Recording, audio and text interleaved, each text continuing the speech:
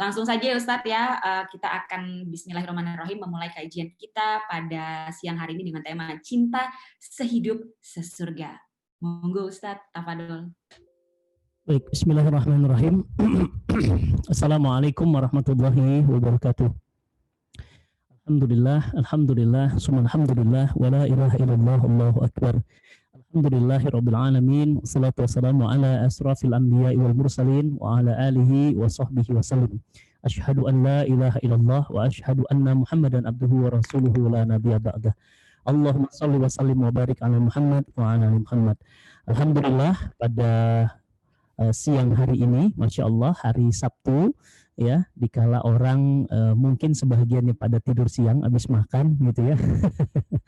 Tapi ini Masya Allah wanita-wanita solihah berkumpul untuk mengecas iman dan Islamnya, ya. Mudah-mudahan Allah Subhanahu wa Ta'ala jadikan ilmu yang tersampai hari ini menjadi bekal untuk mencapai sakinah mawaddah warahmah, yakni impian, ya, dambaan kita semuanya, yakni memiliki rumah tangga yang penuh dengan cinta, penuh dengan rahmat, dan penuh dengan kasih sayang. Salawat serta salam tercurah limpah kepada junjungan Nabi kita tercinta, Nabi Muhammad Sallallahu Alaihi Wasallam. Semoga kita dan keluarga dan orang-orang yang kita cinta kelak akan mendapatkan syafaatnya dikala harta, tahta, dan kuasa kita tidak lagi mampu menjadi penolong kita. Keluarga besar Hijabers Community, alhamdulillah ini adalah pertemuan yang ke berapa kali ya, saya nggak pernah ngitung jumlahnya. Dan nggak ngitung-ngitung. Alhamdulillah, mudah-mudahan Hijabers Community ini menjadi komunitas yang terus istiqomah, ya, terus semangat, ya, dan terus menebarkan kebaikan, ya, dan tidak bosan-bosan, ya, tidak pernah lelah, tidak pernah letih, terus dan terus menyampaikan, karena hasil mutlak hanyalah milik Allah. Ini kenapa putus-putus ini? Sinyal kita kah? Iya ya Ustaz. Bentar ya, mohon putus-putus. Gak pernah cinta Quran putus-putus sinyalnya. It's okay Ustaz. Kita tunggu. Iya. Ada masalah apa? Oke. Mungkin koneksinya Ustaz ya. Oke. Ya. Sinyal ya memang ya. Bukan sinyal. Ini udah mendingan sih. Oke, lanjut aja ya. Tapi videonya jadi mati Ustaz. Iya, videonya mati tapi ininya suaranya keluar ya. Insyaallah. Iya. Baik, hari ini kita akan ngobrol-ngobrol tentang sahabat yang kemudian menjadi cinta kita, ya, sesurga, ya, bahkan juga sahabat yang menjadikan kita itu sehidup, ya. Jadi sehidup sesurga. Saya yakin ini adalah dambaan kita semua, ya. Siapa di antara teman-teman di sini atau akhwat fillah di sini yang tidak ingin, ya, punya sahabat sehidup sesurga, ya? Tidak ingin, tidak mungkin, ya. Pasti semuanya pingin sekali, karena itu dambaan semua orang, ya. Dambaan semua orang bisa bareng-bareng di dunia, ya, menjalani gelapnya, menjalani terangnya, ya, menjalani susahnya, menjalani bahagianya, menjalani beraneka ragam cerita itu bersama-sama. Ya, dan kemudian siapa pula di antara kita di sini yang nggak menginginkan kita dengan orang yang kita cinta itu bakal sesurga, ya? Bukankah kita yakin bahwa surga itu adalah tempat terakhir, ya, final destination, ya, tujuan akhir, ya. Kalau orang mau ke Bandung, dia sampai Bandung, berarti Bandung itu tujuan akhirnya, ya. Kalau orang mau terbang ke Papua, Papua itu tujuan akhirnya. Nah, kita ini semuanya ingin, ya, ingin sekali masuk ke dalam surganya Allah, ya. Di sana itu kebahagiaan itu abadi, Mbak, ya, abadi, ya. Nggak akan ada air mata di sana, nggak akan ada sedih di sana, nggak akan ada tangis di sana, nggak akan ada kecewa di sana, nggak akan ada marah di sana, tidak ada keburukan di sana. Yang ada kebahagiaan tanpa akhir. Coba bayangin, kebahagiaan tanpa akhir itu di mana? Di sana. Jadi kalau ada yang bilang bahwa aku cinta padamu selamanya, nggak mungkin di dunia, nggak mungkin. Kenapa? Karena dunia ini memang bukan tempatnya, ya. Tidak ada yang namanya kaya selamanya. Tidak ada yang namanya cantik selamanya. Tidak ada yang namanya ganteng selamanya. Tidak ada yang namanya cinta selamanya. Tidak ada yang namanya benci selamanya. Tidak ada yang namanya gelap selamanya di alam dunia. Tidak ada. Kenapa? Karena dunia ini kullu man 'alaiha fan. Dunia ini fana.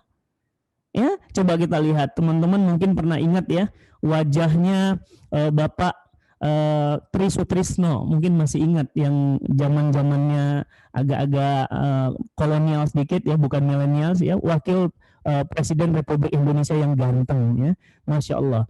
Pak Tri Sutrisno, coba lihat sekarang wajahnya masih ada sisa-sisa kegantengannya, tapi tetap saja ya rambutnya memutih, wajahnya keriput ya. Coba lihat lagi misalnya Pak SBY ya, ganteng presiden kita. Tapi lihat sekarang ya, bagaimana kemudian istri yang selama ini menemani beliau ternyata sudah pulang duluan. Ya, artinya apa? Tidak ada yang selamanya, demi Allah. Ingat kata-kata saya itu, tidak ada yang selamanya. Dunia ini ya, cantik tidak selamanya, kaya tidak selamanya. Matahari ini sekarang matahari di Bogor, alhamdulillah meskipun ada hujan gerimis ya, tidak selamanya. Ya, ukti di sini semuanya nangis, enggak selamanya. Ya, ukti semua di sini ketawa, enggak selamanya. Ya, sendiri, enggak selamanya, enggak ada yang selamanya di dunia ini. Karena Allah yang menjamin. Allah katakan kullu man 'alaiha fan di dalam Quran surat Ar-Rahman. Semua yang ada di dunia ini fana. Jadi kalau dikatakan bagaimana agar kita itu bisa sehidup, nah ini ya sebelum kita sesurga, berarti ada dua nih yang harus saya jelasin. Bagaimana kita bisa sehidup dan bisa sesurga? Ada dua fragmen, ada dua batas. Yang pertama, sehidup. Ya, kalau hanya sekedar hidup bersama, ya ayam juga hidup bersama, gitu kan? Yeah. Ya, entok juga hidup bersama, bebek juga hidup bersama, gitu kan. Tapi bersama ngapain? Gitu ya. Kalau hanya hidup bersama, gitu ya, kita di kampus juga hidup bersama sama teman-teman kampus, gitu ya. Kita juga di kantor juga sama-sama sehidup, sama-sama cari nafkah. Kalau hanya sehidup, ya, apa arti hidup ini? Bukankah Allah Subhanahu wa Ta'ala menjelaskan ya bahwa hidup kita ini ada tujuannya, ya? Bahwa hidup kita ini ada maksudnya. Enggak ada yang namanya enggak ada maksud. Ya, Allah katakan ya, wa ma khalaqtul jinna wal insa illa liya'budun. Kami ciptakan jin, kami ciptakan manusia ya untuk beribadah kepada Allah. Jadi yang namanya hidup di dunia ya, itu ada tujuannya. Tidak mungkin hidup di dunia itu tidak ada tujuannya. Ya, kalau kemudian kita udah tahu bahwa Allah menciptakan kita untuk beribadah, berarti kita harus jelas dulu. Ibadah itu apa sih? Sholat. Bukan cuma itu. Puasa. Bukan cuma itu. Zakat. Bukan cuma itu. Tapi ibadah itu adalah semua rangkaian tingkah laku perbuatan kita yang kita tujukan kepada Allah dalam rangka taat kepada Allah, itulah ibadah. Jadi berarti Ustadz kalau gitu nemenin suami belanja itu ibadah? Ya. Berarti nemenin istri belanja itu ibadah? Ya. Berarti kalau gitu mijetin istri itu ibadah? Ya. Mijetin suami ibadah? Ya. Berarti kalau gitu masak yang paling enak buat pasangan hidup kita ibadah? Ya. Berarti kalau gitu bukain pintu dengan wajah senyum itu ibadah? Ya. Semua rangkaian tingkah laku kita, perbuatan kita yang kita tujukan agar kita taat kepada Allah, itulah ibadah. Berarti kalau begitu suami kita harus paham nih. Calon suami kita harus paham. Istri kita, calon istri kita pun harus paham apa itu tujuan hidup kita. Purpose of life-nya itu ngerti. Kalau kita udah nggak ngerti tujuan hidup kan ngeri. Coba bayangin. Ya, misalnya saya tanya di sini sama Mbak siapa ya? Misalnya saya tanya di sini sama Mbak Nisa misalnya. Ya, saya misalnya naik taksi. Ya, ada Mbak Neti, ada Mbak Nisa, di sini ada Mbak Diandra nih saya tanya. Nih teman-teman bareng nih. Kemudian saya tanya, saya supir taksi, Mbak mau kemana? Terus berempat ini jawab apa? Nggak tahu. Kamu tahu nggak? Enggak tahu. Kamu tahu nggak? Enggak. Sekali lagi saya nanya, saya supir taksi ini, saya tanya, Mbak mau kemana? Apa kata mereka yang berempat ini? Nggak tahu kemana ya? Nggak tahu kemana ya? Kira-kira saya sebagai supir taksi mau saya apa ini penumpang? Turunin kali Ustaz. Turunin aja. Turunin aja. Kenapa? Ngeri loh. Jalan bareng sama orang yang dia nggak tahu mau kemana. Kan saya jadinya bingung.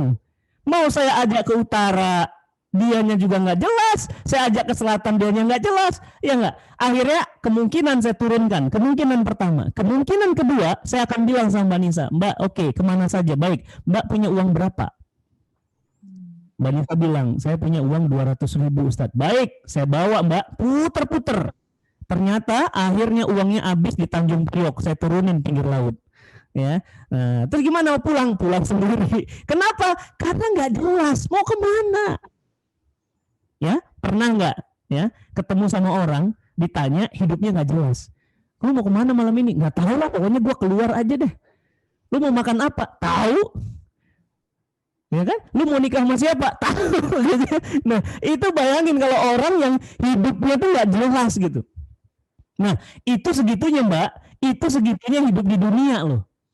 Bayangkan kalau hidup di dunia yang singkat ini, bayangkan hidup di dunia yang sebentar ini, nggak mau. Orangnya rugi amat banget. Kenapa? Karena orang ini tidak berani menghargai detik-detik waktu sebentar.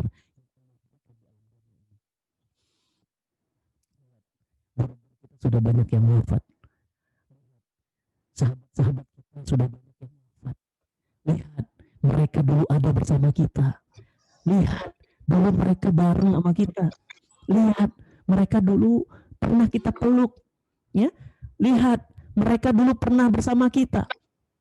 Tapi sekarang apa yang terjadi? Sudah tidak lagi ada bersama kita. Sudah tidak lagi ada di sisi kita. Mereka sudah pulang. Kita pun pasti akan kita pun pasti akan bersama mereka di alam.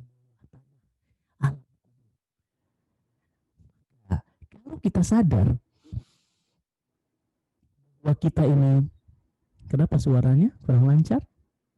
Iya Ustadz, afwan. Ya nggak pernah studio saya begini. Ada apa?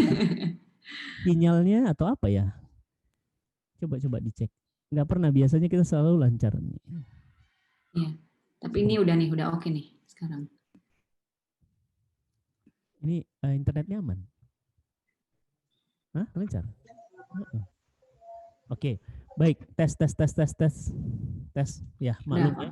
Kalau digital tuh begini ya, kadang-kadang suaranya nggak ini. Kang, suaranya nggak masuk ke kuping saya ini sekarang. Tes. Oke, jelas ya? Semuanya jelas? Jelas Ustaz. Oke, berarti orang yang menyia-nyiakan hidup di dunia yang sebentar ini orang bahaya super banget. Kenapa? Karena dia nggak tahu, dia nggak sadar, tiba-tiba dia masuk ke dalam alam kubur. Coba bayangkan, kalau kemudian kita nggak tahu, tiba-tiba ajal datang. Sering saya bilang sama teman-teman ya, yang ngeri itu tahu kapan mati atau nggak tahu tiba-tiba mati. Yang ngeri, saya tanya lagi nih, yang ngeri itu tahu kapan mati atau nggak tahu tiba-tiba mati? Tahu kapan mati. Tahu kapan mati lebih ngeri. Tahu kapan mati ya. Iya. Masa sih? Yakin? Nggak tahu tiba-tiba mati ya berarti. Menurut saya lebih ngeri nggak tahu tiba-tiba mati. Oh iya. Ya. Nih handphone saya nih ada tulisan 80% lagi mati. Ya. 80% lagi. Berarti sambil 80% Mbak bisa ngapain? Bisa ngecas. Oh iya, bisa ngecas, bisa mau nonton YouTube, macam-macam bisa. Kenapa? Masih ada 80% lagi. Coba bayangkan kalau tiba-tiba handphone saya mati. Nggak bisa ngapa-ngapain. Nggak jelas. Ini mau ngapain? Mau ngapain nggak jelas, dan dibawa ke repair juga bingung, Mas kenapa ini nggak tahu tiba-tiba mati. Apa ya? Masalah kabel? Enggak. Masalah baterai? Enggak. Masalah apa? Enggak ada masalah apa-apa. Ya, oleh karena itu teman-teman yang dirahmati Allah, hidup ini sebentar.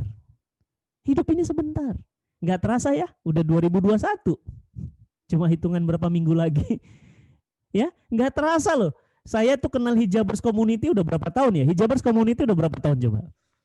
Tahun ini 10 Ustadz. Oh kan, udah 10 tahun. Kayaknya sih saya kenal mungkin udah 8 tahun lebih kali zaman-zaman ya Mbak Triana tuh, Masya Allah tuh senior banget tuh. Saya zaman-zaman Twitter kayaknya dulu deh. Atau kayaknya zaman ya, tapi sudah lama, tapi nggak terasa. Nggak terasa. Dan ternyata apa coba? Pertanyaannya, apakah bekal kita cukup? Apakah akomodasi kita cukup untuk perjalanan kita yang panjang? Ustadz Jeffrey sudah wafat. Ustadz Hari Mukti sudah wafat. Ustadz Gito Rolis sudah wafat. Ustadz Arifin Ilham sudah wafat. Kita juga pasti wafat. Saya juga pasti wafat. Ini kan saya lagi nunggu panggilan aja. Nah masalahnya mbak-mbak ya semuanya kalau kemudian panggilan itu saya tahu, Fatih Karim 5 tahun lagi, kan enak 5 tahun lagi. Masalahnya saya kan nggak tahu. Jangan-jangan ini pengajian saya di Hijabers Community.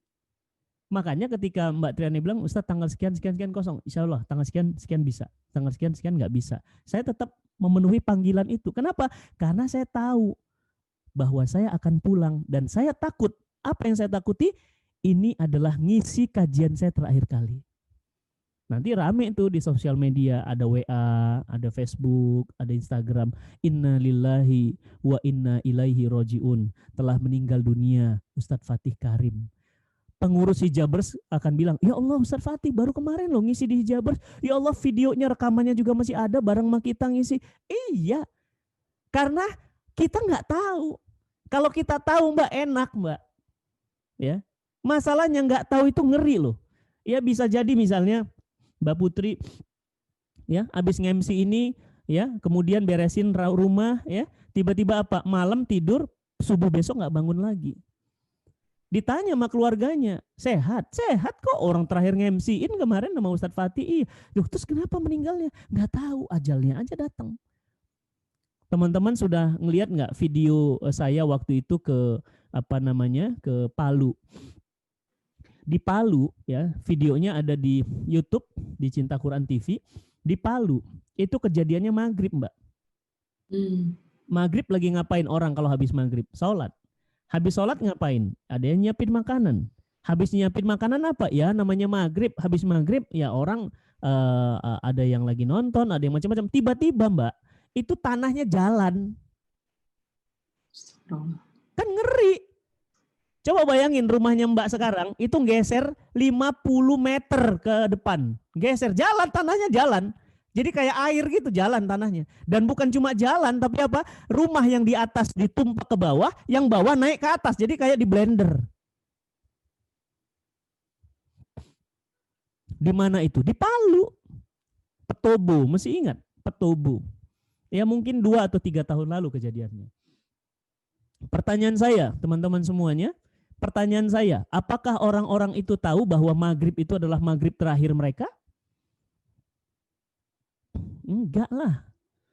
Masih ingat enggak kemarin pesawat JT610 Lion Air meledak di atas bandara? Jam 6.30 loh. Pertanyaan saya, apakah penumpangnya tahu bahwa pesawat itu akan meledak? Ya enggak lah. Kalau tahu gimana? Ya enggak mau naik pesawat dia. Enggak mau naik pesawat. Turun. Iya pasti turun dia. Wah pesawat akan meledak jam 6.35. Wah enggak jadi. Iya enggak?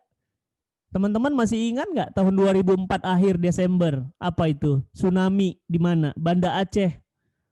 Ya. Di kampungnya Mbak Triana tuh ya, Aceh ya, Masya Allah. Ya kan? Pertanyaan saya, apakah orang-orang Aceh dan Banda Aceh sekitarnya tahu akan ada tsunami? Enggak lah. Jam berapa itu kejadiannya? Masih ingat enggak? Pagi itu hari apa? Hari Minggu. Coba bayangin. Hari Minggu pagi. Orang lagi ngapain Minggu pagi? Olahraga, ada yang tidur lagi, ada yang lagi ngopi, Ada yang lagi macam-macam lah, namanya juga hari Minggu pagi. Apa yang terjadi? Tiba-tiba terdengar suara ledakan besar. Begitu orang lihat ke arah laut, Mbak, air laut naik tingginya 15-20 meter. Dan air laut itu ya menghantam seluruh yang ada di daratan, semuanya hanyut, ratusan ribu nyawa hilang seketika. Masya Allah. Maka sehidup itu berarti kita harus punya visi hidup. Berarti suami, calon suami, istri, calon istri harus punya visi sehidup. Apa maksudnya sehidup? Hidup di dunia ini untuk apa? Oh, jadi maksudnya sehidup itu harus ngerti Ustadz. Hidup ini untuk apa? Yap. Apa kata Nabi kita? Nabi kita katakan, ad-dunya mazra'atul ibadah. Dunia ini ladangnya ibadah. Mbak Putri jadi host, itu ibadah. Mbak Triana kebagian mencari pembicara, itu ibadah. Tim saya di sini bagian studio, itu ibadah dia. Saya ngisi, ibadah. Ada tadi yang buatin kopi saya, itu ibadah. Berarti yang namanya sehidup itu berarti sudut pandangnya, kacamatanya, suami baginya adalah ibadah, istri baginya adalah ibadah, anak baginya adalah ibadah.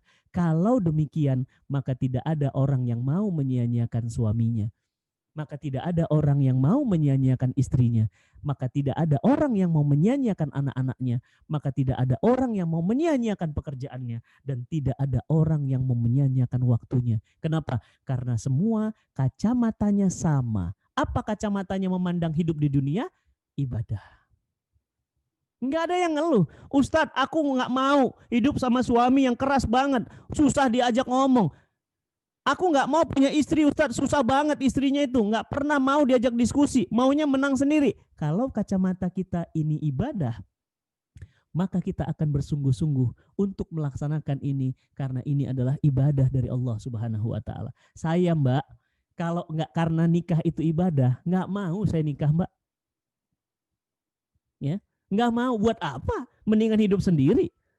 Ya nggak? Makan sendiri, tidur sendiri, ya nggak? Nyuci baju sendiri gitu ya. Toh juga nanti mati gimana? Mati juga sendiri. Kenapa saya mau menikah? Karena saya ingin meraih pahala ibadah yang besar. Apa kata Nabi? Nikah itu setengah agama. Jadi kalau orang sudah menikah, Mbak, berarti setengah agamanya dia sudah dapat. Dia tinggal setengah lagi. Kalau bukan karena ibadah, ya, maka nikah itu jadi nggak indah. Lihat, pernah nonton ya film Queen, ya, waktu itu filmnya apa namanya? Judulnya? Masih ingat di bioskop? Film band Queen itu ya Ustadz ya? Film band Queen itu apa namanya? Iya. Ya itu. Bohemian Rhapsody. Bohemian Rhapsody, ya benar. Bohemian Rhapsody. Oke, saya tanya, hidupnya kaya? Kaya. Super kaya. Terpandang? Iya. Terkenal? Iya. Mau perempuan jenis apapun dia bisa. Punten, apa akhir hidupnya? Itu kan apa dia? Kena drugs gitu ya? Iya, dia drugs. Maaf, dia bukan cuma drug, Mbak. Dia itu LGBT. Homoseksual. Iya, dia mati dalam keadaan kena virus AIDS. AIDS kalau nggak salah. Iya, dia AIDS. Pertanyaan saya, kenapa dia nggak menikah? Karena dia nggak punya kacamata ibadah. Karena kacamata baginya, hidup baginya adalah mendapatkan harta sebanyak-banyaknya. Itulah hidup. Dan ternyata dia salah. Dia kejar fata morgana. Apa yang dia kejar fata morgana? Dia kira dunia itu akhir. Maka dia tumpuk-tumpuk kekayaan. Dia tumpuk-tumpuk kesenangan. Dia tidak pernah menumpuk keridhaan Allah.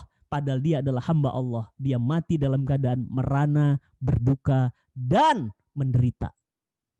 Kaya ternyata nggak bahagia. Senang tapi hidupnya tidak tenang. Lihat, seorang wanita rambutnya keriting, kulitnya hitam, orang kaya raya, artis terkaya di jagat raya. Suaranya dikatakan suara emas. Siapa namanya? Whitney Houston. Whitney Houston. Duitnya banyak banget. Artis hebat, matinya ngapain? Bunuh Overdosis diri. juga. Bunuh diri ya. Ya, bunuh diri. Bunuh diri.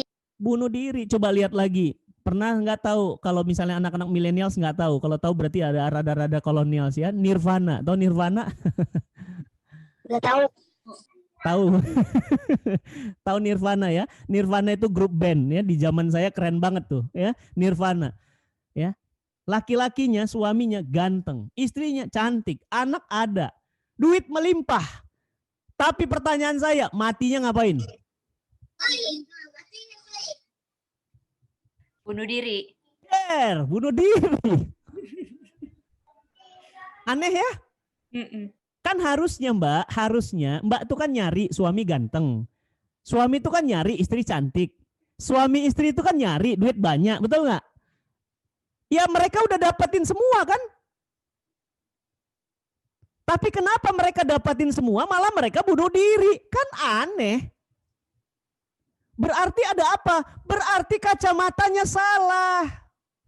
Kacamatanya memandang hidup dunia hanya sekedar suami ganteng, hanya sekedar istri cantik, hanya sekedar istri yang seksi, hanya sekedar suami yang dadanya bidang, hanya sekedar suami yang suaranya ngebas, hanya sekedar suami yang hidungnya mancung, hanya sekedar yang suami matanya elang, hanya sekedar suami yang ototnya wah mantep, hanya sekedar suami yang duitnya banyak.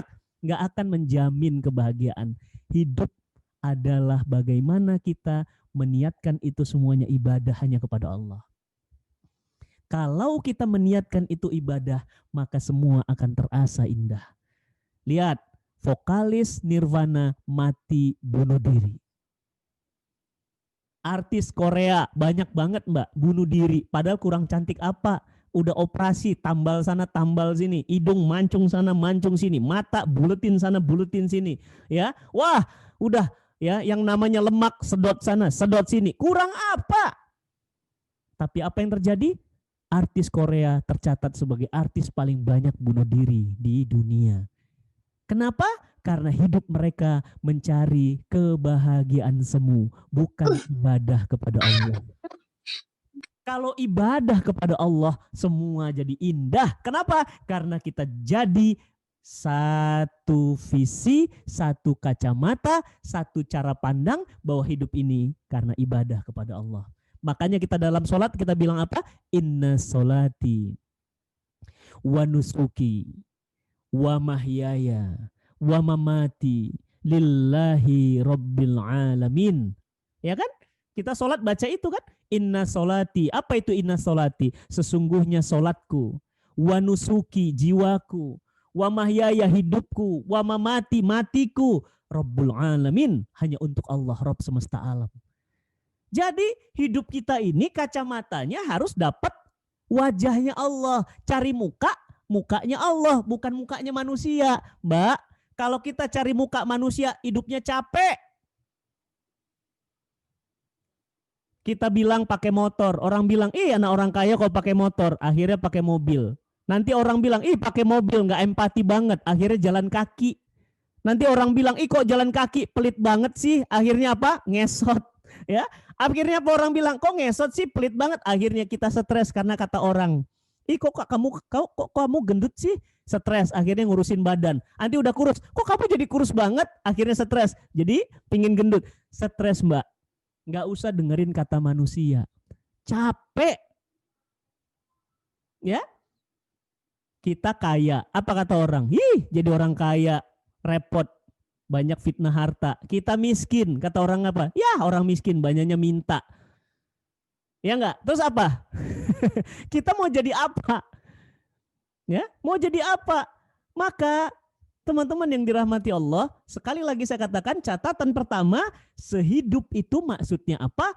Kacamatanya, cara pandangnya, tingkah lakunya, niatannya menjadikan hidup itu nilainya ibadah hanya kepada Allah. Punya istri, niat ibadah kepada Allah. Jadi apapun yang dirasakan di pernikahan, semuanya terasa indah karena ibadah kepada Allah. Punya anak, indah. Belum punya anak, ibadah kepada Allah. Termasuk apa? Belum nikah juga ibadah kepada Allah. Ya, yang belum nikah silahkan acungkan tangannya. Raise hand semuanya. Raise hand. Masya Allah. Masya Allah. 1, Ya, 2, 3. Coba mana raise hand semuanya. Masya Allah. Saya doakan tahun depan saya sudah jadi penceramah pernikahannya ya. Masya Allah. Saya jadi khotbah nikah nanti ya. Di pernikahannya Mbak Triana ya, di Mbak siapa tadi, Mbak Diandra ya, insya Allah di Mbak siapa lagi? Amin ya Allah, semuanya, amin. ya. Tahun depan ya, udah siap ya? Siap. Ini semua di sini udah siap, Ustaz. Bener ya, siap ya. Cuma masalahnya calon yang belum datang ya. Nggak apa-apa. Ada suami ibadah, nggak ada suami ibadah. Kenapa? Karena toh akhirnya kita akan berhadapan dengan Allah sendiri-sendiri. Apa kata Allah? Kullu nafsin bima kasabat ruhinah. Setiap diri akan diminta pertanggungjawabannya masing-masing. Apalah artinya pernikahan? Kalau teman-teman ngepet pernikahan, tapi ternyata nanti nggak sabar karena suaminya seperti Fir'aun. Apalah artinya pernikahan kalau akhirnya pernikahan itu punya suami, ternyata suaminya seperti Raja Namrud.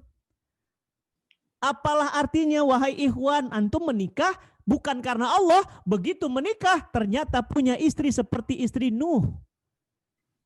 Atau seperti istri Lut. Jadi bagaimana? Allah yang tahu. Yang penting tugas kita apa? Satu lagi, sekali lagi saya katakan, tugas kita cuma ibadah. Udah. Tugas kita cuma ibadah. Berarti lagi ada suami ibadah. Nggak ada atau belum pun juga ibadah. Kenapa? Karena yang paling mulia di hadapan Allah, catat, ingat-ingat pesan saya, ingat-ingat, yang paling mulia di hadapan Allah bukan suami, bukan istri. Yang paling mulia di hadapan Allah adalah yang paling takwa. Yang paling takwa. Makanya saya bilang tadi malam ada jamaah saya yang curhat, dia bingung karena suaminya kan KDRT. Tiap hari dipukulin. Tiap hari ditampolin. Saya bilang, Mbak itu samsak atau istri? Istri Ustadz, loh kok dipukulin terus? Dan Mbak betah lagi pukulin terus. Iya Ustadz, tapi saya kalau mau cerai nanti takut. Nanti anak-anak saya makan apa? Nanti saya makan apa? Nanti saya hidupnya gimana? Nah, berarti apa? Berarti Mbak nggak paham konsep iman. Kalau sudah seperti itu, maka Islam memberikan jalan keluar apa? Ya sudah, pisah. Sudah. Jangan bingung.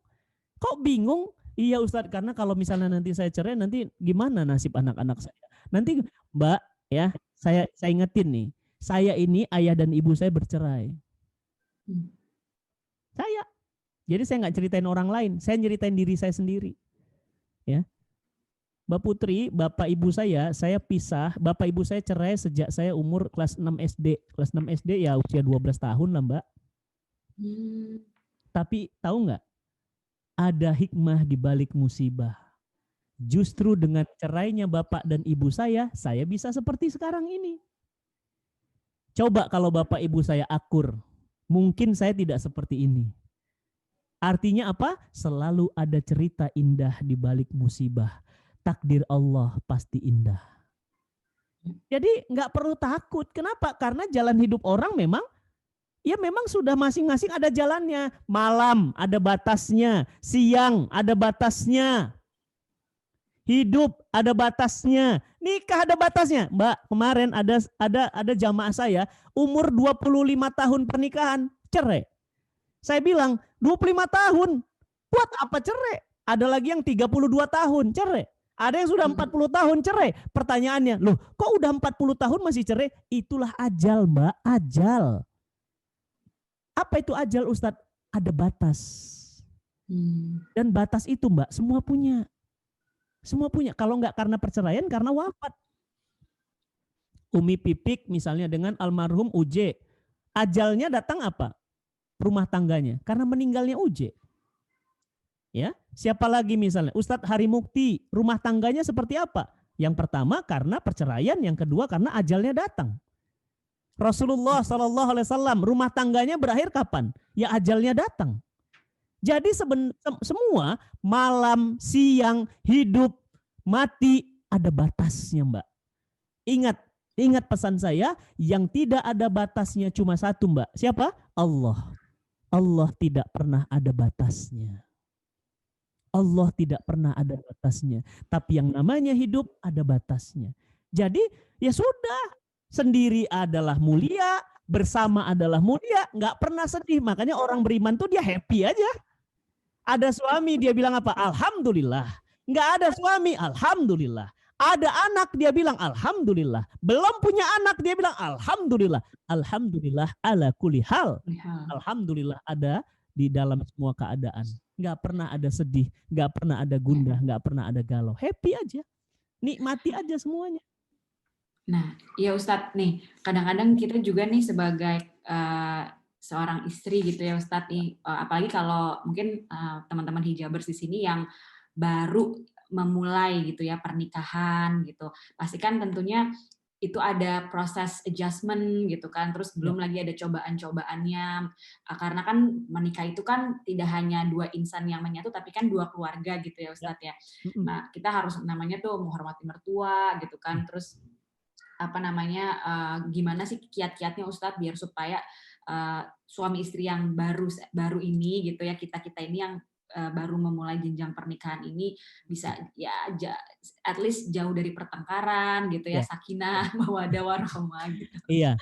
Jadi segala sesuatu yang berawal atau di awal-awal itu pasti nggak nyaman, Mbak. Ya, pasti nggak nyaman. Ya, anak saya baru selesai sunat. Jadi saya ingin cerita, Sajat itu baru selesai sunat. Itu nggak nyaman banget. Kenapa? Karena di awal-awal, Mbak. Ya. Sama Mbak, teman-teman semuanya, saya ini kan sekarang pernikahan sudah mau 16 tahun sama Ummu Sajat. 16 tahun ya. Tapi tahun ke-1, tahun ke-2, tahun ke-5, tahun ke-7. Waduh Ustadz lama banget sampai tahun ke-7 gitu ya. Itu tahun gak nyaman Mbak. Itu tahun gak nyaman. Kenapa? Pertama, kami tidak pacaran. Kami tidak pernah mengenal karakter satu dengan yang lainnya. Ta'aruf. Iya betul ta'aruf, tapi ta'aruf saya cuma 3 bulan Mbak. 3 bulan saya tahu apa? Saya tahu apa 3 bulan? Nggak tahu apa-apa. Yang saya tahu yang namanya calon istri, ya cantik-cantik aja, indah-indah aja kan gitu ya. Begitu satu rumah, Allahu Akbar, tidak sesuai yang kita harapkan. Ternyata dia pun bilang, kamu juga tidak aku yang harapkan. Ya kan? Mertua juga bilang apa? Kamu tidak seperti mantu yang aku harapkan. Menantu bilang apa? Kamu bukan mertua yang aku harapkan. Maka berharap kepada manusia akan membuahkan kekecewaan. Makanya meletakkan harapan itu penting, Mbak. Makanya meletakkan harapan hanya kepada As-Somad. Bukan Ustadz Abdul Somad, bukan ya. As-Somad. Siapa As-Somad? Asma'ul Husna. Salah satunya adalah As-Somad. Allahus Somad. Apa itu Allahus Somad? Allah tempat bergantung. Maka berharaplah, bergantunglah hanya kepada Allah. Bukan kepada suami, bukan kepada istri, bukan kepada mertua, bukan kepada orang tua. Ini penting. Karena apa? Kebahagiaan kita adalah ketika bergantung hanya kepada Allah. Maka sehidup, jelas ya, berarti kalau sehidup, berarti cara pandang tentang hidup itu jelas, ibadah. Nah, bagaimana dengan sesurga? Nah, ini hasil Mbak, nggak ada yang tahu. Sehidup boleh bareng Mbak. Sehidup bisa bareng, sesurga belum tentu. Kenapa? Apakah Asiyah akan sesurga bersama Fir'aun? Tidak. Apakah Nabi Nuh akan sesurga bersama istri dan anaknya? Tidak. Kenapa? Istri anaknya membangkang. Apakah Rasulullah Shallallahu Alaihi Wasallam sesurga dengan Abu Jahal dan Abu Lahab, yakni pamannya, juga Abu Thalib? Tentu tidak. Kenapa? Karena mereka lebih memilih jalan kekufuran daripada jalan keimanan. Jadi kalau tadi bab sesurga saya jelasin, bab sesurga itu kita bisa sama, tapi bab sehidup ya, sehidup tadi bisa sama, sesurga itu belum tentu. Makanya selalu kita dalam sholat bilang apa? Iyyaka na'budu wa iyyaka nasta'in. Apa itu artinya? hanya kepadamulah kami menyembah, hanya kepadamulah kami minta pertolongan. Ihdina, hidayahkan kami. Kenapa? Karena kami tidak pernah tahu hidayah kami ini sampai kapan. Jangan-jangan hidayah itu dicabut Allah pada saat kita meninggal dunia. Maka kalau sehidup itu bisa sama, sesurga belum tentu. Sesurga itu namanya harapan. Mudah-mudahan kita sesurga ya suamiku, iya. Mudah-mudahan kita sesurga ya istriku, iya. Mudah-mudahan kita itu bisa sesurga ya anak-anakku, iya. Itu namanya harapan. Tapi sesurga itu tidak pasti. Kenapa? Karena bisa jadi anaknya di surga, orang tuanya di neraka jahanam. Dan bisa juga sebaliknya. Maka selalu kita memantaskan diri agar kita ini termasuk orang-orang yang sehidup sesurga. Apa maksudnya? Di dunia kita bersama, di akhirat pun kita akan kumpul bersama, berbahagia selama-lamanya. Silahkan kalau ada diskusi atau ada tanya jawab, silahkan kalau teman-teman ingin ngobrol-ngobrol, sesi pertanyaan pertama saya buka. Wallahu a'lam bishawab. Assalamualaikum warahmatullahi wabarakatuh. Waalaikumsalam warahmatullahi wabarakatuh. Memang kalau topik ini tuh enaknya diskusi ya Ustadz ya. Ini udah langsung tung langsung banyak nih yang masuk ya. Oke, bismillahirrahmanirrahim. Ada dari Uhti Sabrina, nggak apa-apa ya namanya disebut nggak apa-apa ya. Oke, Assalamualaikum Ustadz, izin bertanya. Saya ingin menikah, tapi terkadang masih ada trigger yang suka muncul tentang apa yang saya lihat, dengar, dan rasakan di lingkungan keluarga orang tua saya yang qadarullah broken. Sehingga banyak sekali saya melewatkan kesempatan dan orang yang pernah ada. Dosakah saya Ustadz saat ada yang bisa merubah pola pikir saya saat ini, namun orang itu justru mengecewakan saya? Mohon petunjuknya Ustadz, apakah ini karma karena saya telah melewatkan kesempatan yang Allah beri? Iya, jadi gini Mbak Sabrina. Orang tua kita bercerai, pertanyaan saya, apakah itu pilihan kita? Bukan. Apakah itu keinginan kita? Bukan. Itu keinginan siapa? Keinginan orang tua kita. Dosakah kita karena orang tua kita bercerai? Ya tentu tidak. Kenapa? Karena kita bukan orang yang memilih untuk itu. Ya enggak? Kenapa? Karena kita korban. Kita adalah anak dari orang tua yang bercerai. Sama seperti saya, kan saya cerita tadi ya. Bapak saya, ibu saya itu pisah. Saya kelas 6 SD, Mbak. Kelas 6 SD, Mbak. Yang namanya kelas 6 SD orang lagi ngapain tuh? Lagi butuh-butuhnya kasih sayang, Mbak. Ya, iya kelas 6 SD, Mbak. Ya Allah, sedih. Ya, makanya yang udah menikah di sini berapa orang? Coba raise hand yang udah nikah. Mbak Putri 1, siapa lagi? Kayaknya minim yang udah nikah nih. Videonya boleh diaktifkan, kalau memang aman videonya boleh diaktifkan. Ya boleh loh. Biar kita lebih interaktif ya. Silahkan, saya pingin kenal yang udah nikah. Wah nggak ada nih, cuma Mbak Putri sendiri. Oh Mbak Anggi udah. Mbak Anggi udah. Siapa lagi? Mbak Maya di Bandung udah. Ya, Mbak Yusuf udah. Siapa lagi? Masya Allah, dikit sekali. Yang lain sudah, yang lain belum menikah. Baik. Yang sudah menikah, saya nggak saran dikit-dikit cerai. Dikit-dikit putus aja. Dikit-dikit bubar aja. Jangan. Kenapa? Karena saya sudah merasakan bagaimana tidak enaknya, bagaimana tidak nyamannya hasil dari orang tua bercerai. Tidak enak. Sudah menikah, Ustaz. Nauzubillah min zalik. Tidak enak. Tidak enak. Maka kalau demikian, maka kalau kita mau menikah, ya nggak usah dibayang-bayangi orang tua kita. Kenapa? Karena orang tua kita bukan kita. Ya nggak? Orang tua saya kan bukan saya. Anak saya Alif. Alif kan bukan Fatih Karim. Fatih Karim kan bukan Alif. Ya nggak? Fatimah kan bukan Muhammad. Muhammad SAW kan bukan Fatimah. Sehingga apa? Kita tidak perlu kemudian ketakutan. Ustadz saya jadi nggak mau nikah. Kenapa? Saya takut dan dibayang-bayangi. Bayang-bayangi apa? Saya takut nanti kayak orang tua saya bercerai. Loh ya enggak dong. Yeah. Setiap orang punya, ayo semua peserta 100 berapa orang nih? 120 peserta. Coba semuanya sidik jarinya, jempolnya ke depan semuanya. Jempolnya ke depan semuanya. Sekarang jempolnya lihat, ayo lihat jempolnya. Adakah sidik jarinya yang sama satu dengan yang lain? Enggak. Enggak. Makanya kalau absen gimana? Enggak akan mungkin gajinya Mbak Triana nyasar ke Mbak Diandra, enggak mungkin.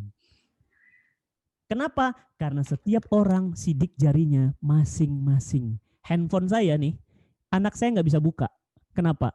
Karena pakai sidik jari saya. Nggak bisa buka. Mbak, bayangin ya, hebatnya Allah ya. Sekarang manusia ada berapa? Ada 6 miliar manusia. Ada 6 miliar sidik jari. Hebat ya Allah ya. Satu orang, satu. Artinya apa? Hidup satu orang berbeda dengan hidup yang lain. Kakak berbeda dengan adiknya. Adik berbeda dengan abangnya. Abang berbeda dengan yang lain. Kenapa? Karena setiap orang punya jalan hidup masing-masing. Jadi buat Mbak Sabrina nggak perlu trauma, nggak perlu ketakutan, nggak perlu kemudian melewatkan ada kesempatan, misalnya ada jodoh, ya menikahlah. Kenapa? Karena kita tidak sama dan kita bukan jalan hidup orang tua kita. Wallahu a'lam bishawab. Ya. Baik, Ustaz. Oke, next question ya Ustadz ya. Ya. Dari Wita. Assalamualaikum Ustadz, mau bertanya. Bagaimana cara menyamakan visi agar sehidup sesurga dengan suami? Karena kita kadang sering lalai dengan kehidupan dunia, seperti suami sibuk kerja, istri sibuk mengurus rumah dan anak. Kadang untuk ngobrol berdua suami aja nggak ada waktu. Jazakallah khair atas pencerahannya Ustadz. Nah, itu tuh. Itu nanti yang jadi nirvana vokalis tadi tuh. Itu orang-orang yang kayak gitu tuh nanti akan jadi queen baru tuh. Itu orang-orang yang kayak gitu hidupnya akan sengsara. Orang-orang yang kayak gitu hidupnya akan stres. Kenapa? Yang dia kejar adalah kebahagiaan semu. Apa itu kebahagiaan semu? Kebahagiaan semu itu adalah kebahagiaan yang duniawi. Kerjanya pergi pagi, pulang petang, pendapatan pas-pasan, pantat peot, punggung pegel, pala pusing, pingsan-pingsan, potong pajak. 14P. Tahu 14P? Ya, pergi pagi, pulang petang, pendapatan pas-pasan, pantat peot, punggung pegel, pala pusing, pingsan-pingsan, potong pajak. Kenapa begitu? Karena hidupnya nggak pernah memperhatikan yang namanya keriduan Allah. Ngobrol sama istri itu nikmat loh. Cerita berdua, aduh Masya Allah, ada goreng pisang Mbak, ya, sama kopi teh panas, ngobrol itu asik banget, beneran. Dan suami itu harus menjadi orang yang paling kuat mendengarin istri. Kenapa? Karena suami itu qawwam, kayak tiang, dia tempat bergantungnya istri, dia tempat bergantungnya anak, dia tempat nyendernya semua keluarga, suami. Makanya suami itu jadi qawwam. Ya, saya senang banget kalau istri saya cerita. Justru saya sedih kalau istri saya nggak cerita. Ngeri loh. Kenapa? Tiba-tiba dia cerita sama orang lain. Coba gimana? Ya kan? Jadi kalau suami, istri kemudian dia cerita kepada suaminya, wah itu kebanggaan. Berarti apa? Suami masih dianggap. Suami masih dianggap. Nah maka bagaimana caranya Ustadz agar suami istri itu punya visi yang sama? Berarti harus ngaji. Harus ikut kajian, suaminya ikut ngaji, istrinya ikut ngaji. Supaya apa? Satu visi. Suaminya ikut ke pengajian, istrinya juga ikut pengajian. Satu visi. Suaminya sholat, istrinya sholat. Satu visi. Suaminya saum, istrinya saum. Satu visi. Suaminya sedekah, istrinya sedekah. Satu visi. Suaminya ingin ke surga, istri pun ingin ke surga. Satu visi, ketemu. Oleh karena itu, berarti penting nih supaya suami istri punya satu kacamata yang sama. Nah, berarti bagaimana menyatukan kacamata yang sama? Berarti kan installnya harus sama. Berarti kan kemudian cara pandangnya harus sama. Nah, bagaimana agar cara pandangnya sama? Kalau kemudian Islam nggak pernah kemudian dikaji, nggak pernah ikut dipelajari. Contoh ya Mbak Putri, contoh nih. Contoh ya, suami istri nggak sevisi, contoh ya. Istri pengen pakai hijab. Suami bilang apa? Enggak. Pokoknya enggak. Aku nggak mau istriku rambut indahnya ditutup-tutupi. Aku ingin disaksikan oleh banyak orang. Lah kan beda visi kan? Kan beda kacamata. Sementara istrinya pingin banget rambut indahnya itu hanya untuk suaminya. Sementara suaminya pingin istrinya diobral. Lah kan nggak sevisi. Contoh. Ini sering di dunia artis ya. Saya sering bimbing artis hijrah. Contoh. Bagi suaminya, jalan berdua dengan wanita yang bukan mahram biasa karena dia artis. Bagi istrinya, itu nyakitin hati istri. Tuh kan nggak sevisi. Berarti apa? Suami nggak jaga perasaan istri. Walaupun, tapi kan ini kan cuma ngevlog. Iya cuma ngevlog, tapi gara-gara ngevlog, gara-gara supaya dapat subscribe, gara-gara supaya dapat follower, dia menyakiti hati istrinya? Apakah itu yang namanya sevisi? Kan enggak. Ya, jadi namanya sevisi itu berarti apa? Saling menjaga rasa. Kayak sendal, Mbak. Pernah lihat sendal? Kalau pakai sendal, apa yang terjadi dengan sendal? Jalannya yang satu ke kanan, satu ke kiri gitu. Pernah pakai sendal yang satu ke kanan, satu ke kiri? Atau pernah pakai sendal yang satu ke depan, satu ke belakang? Jadi apa coba? Satu ke depan, satu ke belakang. Satu ke depan, satu ke belakang. Jadi apa itu? Ya, lihat pakai sendal, Mbak. Walaupun yang satu namanya kanan, yang satu namanya kiri, dua-duanya saling menopang. Yang satu di depan, yang satu di belakang. Yang satu di depan, satu di belakang. Satu di depan, satu di belakang. Dua-duanya mengarah kepada jalan yang sama. Filosofi sendal mengajarkan kepada kita bahwa hidup kadang-kadang tidak sama, tetapi visi boleh sama. Nggak mungkin sama lah, Mbak. Saya laki-laki, istri saya perempuan. Bagaimana kami sama? Lingkungan kami beda loh, Mbak Putri. Saya dibesarkan dari keluarga broken home. Sementara istri saya, ya Ummu Sajat, itu dibesarkan dari keluarga yang sangat harmonis. Wah, kalau Ummu Sajat itu nanti jadi pembicara ya. Ummu Sajat itu bapak ibunya sampai sekarang, Masya Allah, itu orang tua ideal. Kakak-kakaknya, adik-adiknya banyak dan ideal. Saya dibesarkan dari keluarga latar yang berbeda. Nah, kenapa bisa sama? Tadi karena seperti sendal. Meskipun kami berbeda, lingkungan kami berbeda, tapi tujuan kami sama. Nah, jadi itu ya menurut saya visi itu penting. Mau kemana? Nah, siapa yang menanamkan visi itu? Suami. Harus suami dulu, bukan istri. Istri mah gampang, Mbak. Istri mah rata-rata manut. Ya, makanya Mbak, punten ya. Banyak rumah tangga kacau ya sekarang. Banyak perceraian ya, hati-hati. Saya bukan mau nakut-nakutin. Sekarang itu 300% perceraian meningkat. 300%. Mbak, punten ya. Itu sebabnya kenapa? Suami. Saya nggak usah sebut-sebut banyak-banyak. Suami. Masalahnya ada di suami. Beneran suami. Kenapa? Karena kemana rumah tangga tergantung suami. Kemana kemudian mau diarahkan tergantung suami. Suami adalah nahkoda. Bayangin kalau suaminya ngajak ke neraka. Hancur satu rumah. Ya, makanya suami paling penting, Mbak. Dan sayangnya, 1000 kali sayang, suami yang seperti itu sekarang langka. Langka, ya, Masya Allah. Na'udzubillah min zalik. Tapi untuk di grup ini insya Allah semuanya akan mendapatkan suami yang ideal. Amin ya rabbal alamin, insya Allah. Amin. Tuh kan Ustadz, pas Ustadz ngomong langka langsung pada gitu.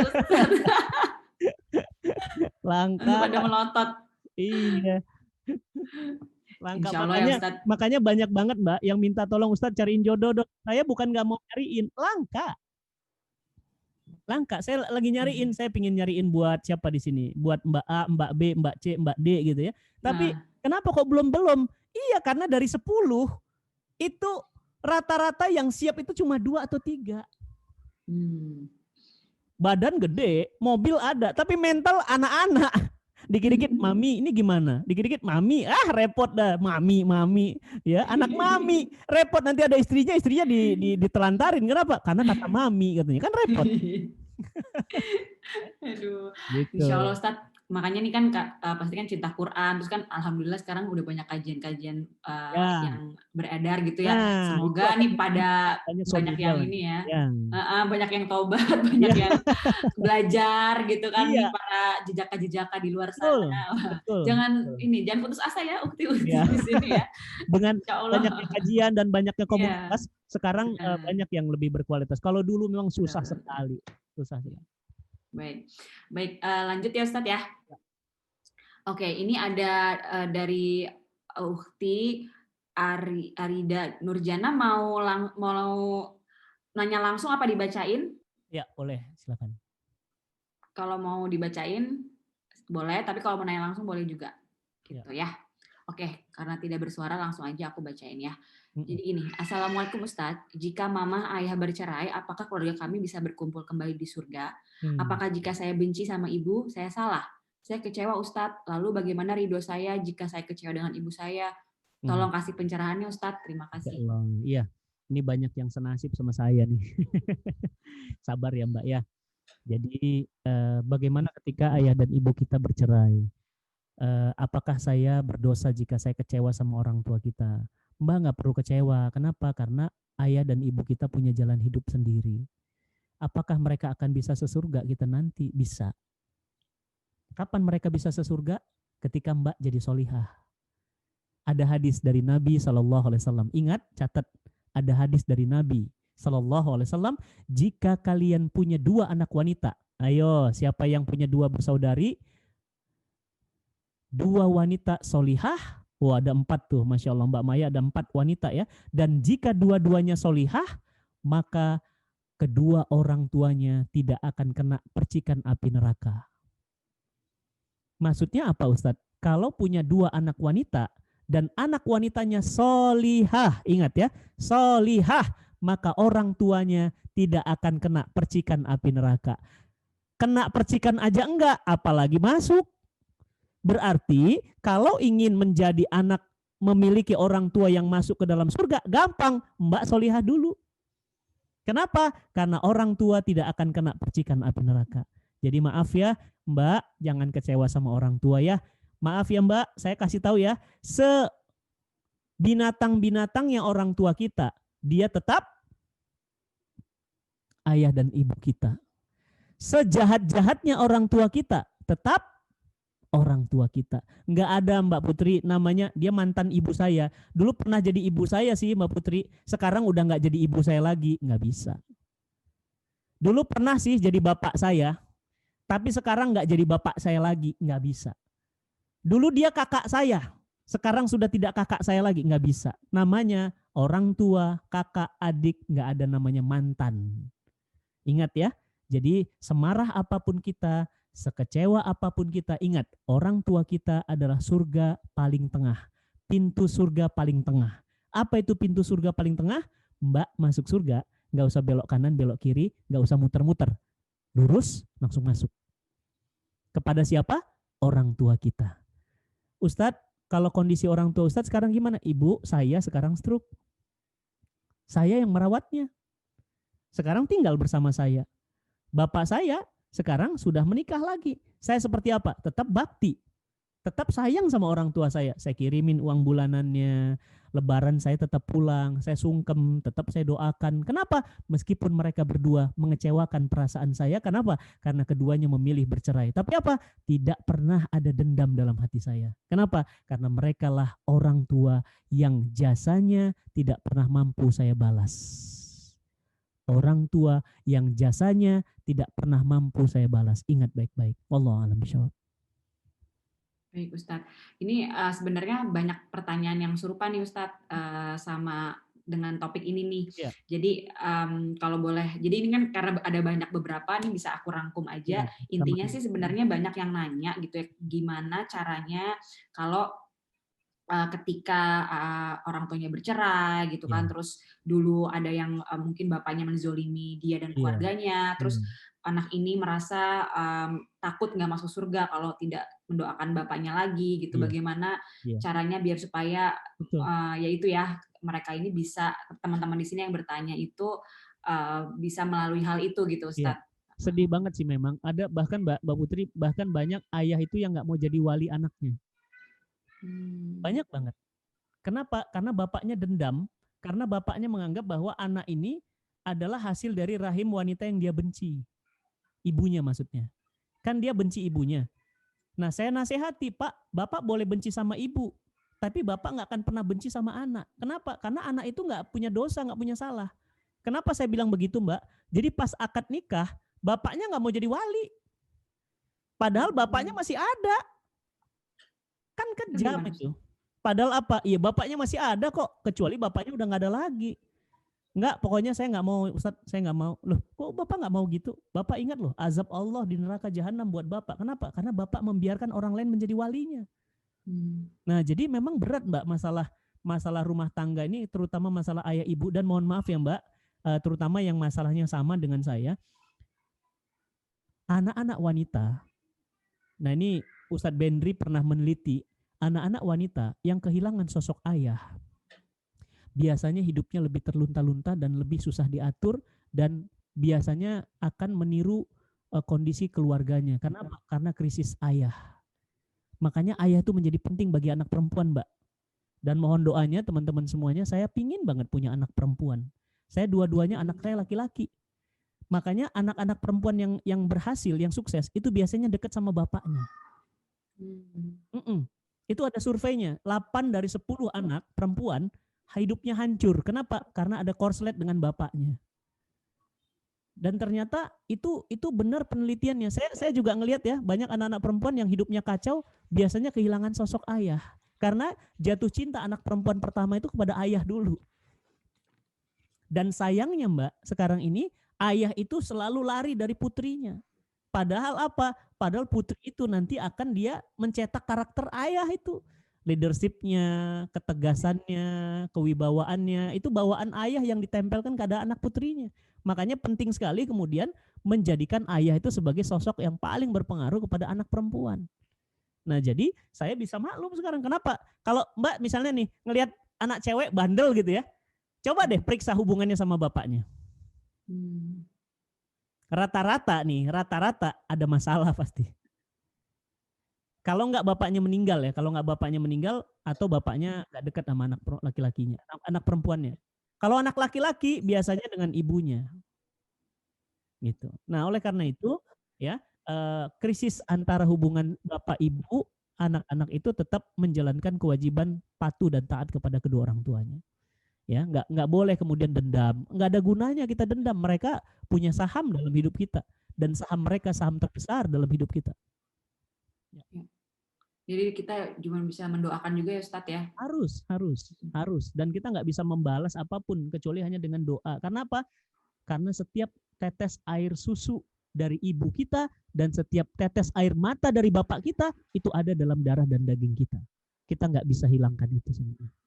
Meskipun mereka mengecewakan kita, mereka tetap ayah dan ibu kita. Baik Ustadz. Oke, semoga menjawab teman-teman tadi yang pertanyaannya serupa tapi tak sama. Ya, oke. Lanjut Ustadz ya, masih ada pertanyaan. Sebentar. Banyak ya? Banyak hari ini ramai banget Ustadz, Masya Allah. Ya, dari Anika Rustam, Assalamualaikum Ustadz, mau nanya, di zaman ini kan semua serba mudah dengan adanya sosial media, ada FB, IG, YouTube, yang kadang nggak sengaja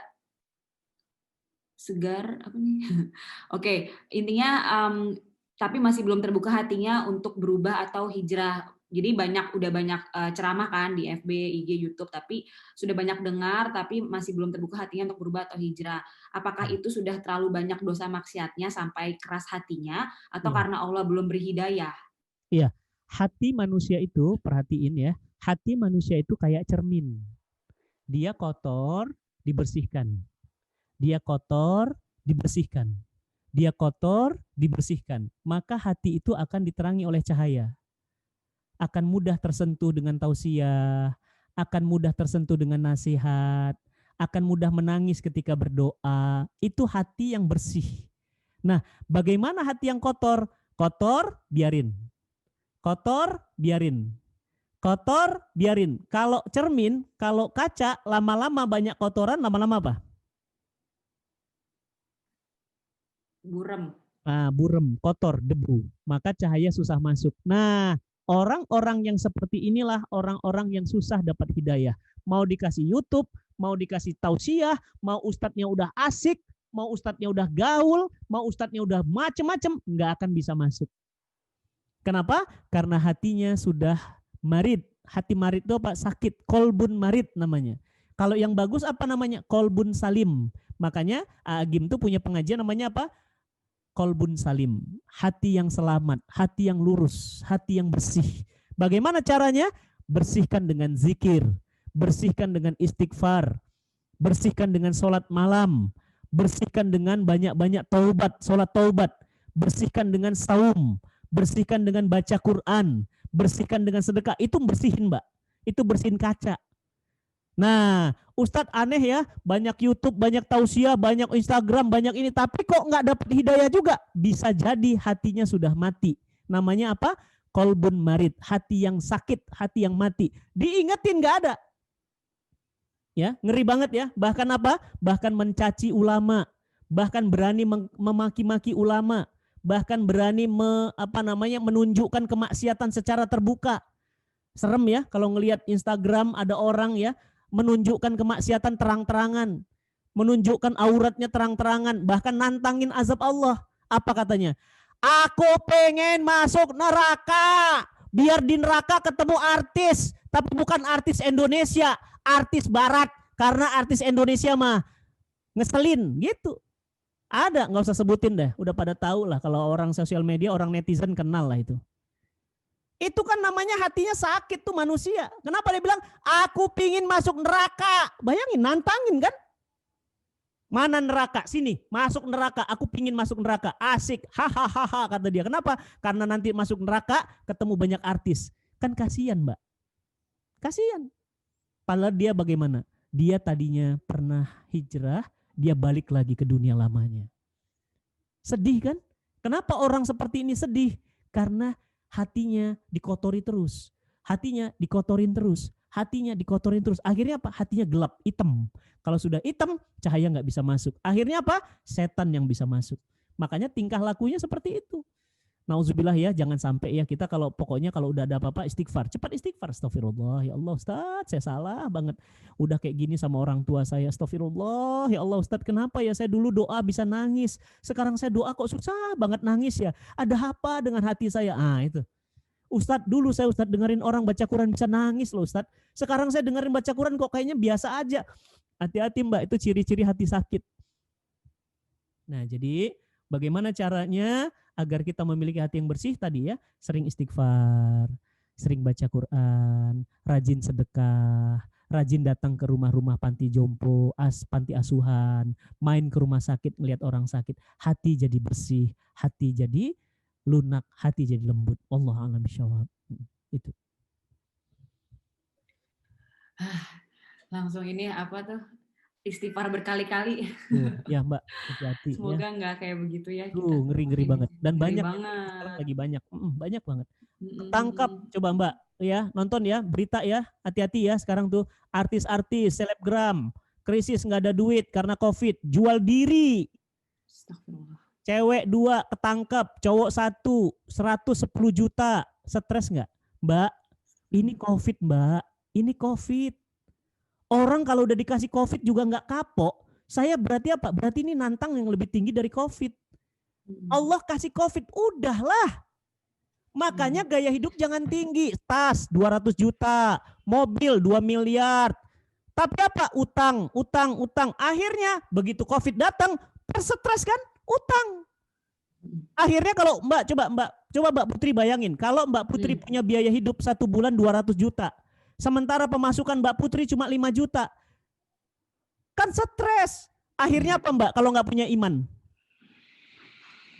Ya jual diri, udah. Begini, atau begini. Iya, udah. Kalau nggak gantung diri, jual diri, udah. Ketangkep berapa? 70 juta pernah ada. Ketangkep 90 juta pernah ada. Ini sekarang baru lagi 110 juta berdua. Mbak, coba bayangin, nauzubillah min zalik ya, malunya kita. Lagi berbuat seperti itu ketangkap sama polisi. Dan lebih malu lagi apa coba? Lebih malu lagi apa? Sama Allah. CCTV boleh mati Mbak, tapi Allah maha melihat. Lagi di kamar, Mbak udah dengar beritanya? Ada orang yang mati dicincang-cincang 11? Iya. Mbak, maaf ya, itu bukan di Amerika loh, itu bukan di Korea loh, itu bukan di Soviet loh. Di mana? Kalibata Mbak, Kalibata. Apartemen Kalibata. Ngapain mereka Mbak? Kenalan. Kenalan di mana? Aplikasi. Aplikasi cari cowok. Aplikasi cari cewek. Awas ya, ini pelajaran loh buat kita semua, termasuk buat saya. Akhirnya gimana? Kamu cantik deh, kamu juga keren, ketemuan yuk, ketemuan di darat. Ngapain Mbak? Di apartemen. Ngapain mereka di apartemen? Ya apalagi Mbak? Mbak, ketika ketemu ngapain? Ternyata perempuan ini curang. Dia bawa laki-laki di dalam kamar mandi hotel itu. Dan laki-laki itu keluar mecahin kepala si cowok tadi ini, dipecahin kepalanya, perutnya ditusuk 7 kali. Cerot, cerot, cerot, cerot 7 kali. Sudah?